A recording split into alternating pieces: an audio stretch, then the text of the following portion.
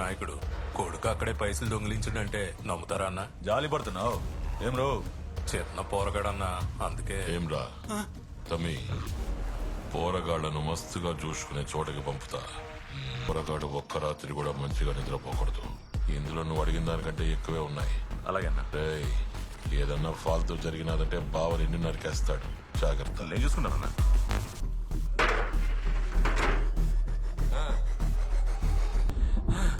ఏరా గొడ్లు బదులు బాతున్నా కొంచెం కొంచెం కూడా చలనం లేకుండా నిలబడ్డా. ఎవడో నన్ను కొట్టమని నీకు పైసలు ఇస్తున్నాడు. నన్ను కొట్టద్దని చెప్పనీకి నీకు వాడికంటే ఎక్కువ పైసలు నేను ఇవ్వాలి.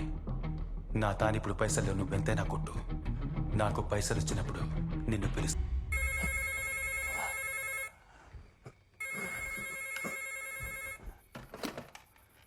ఎవళ్ళు?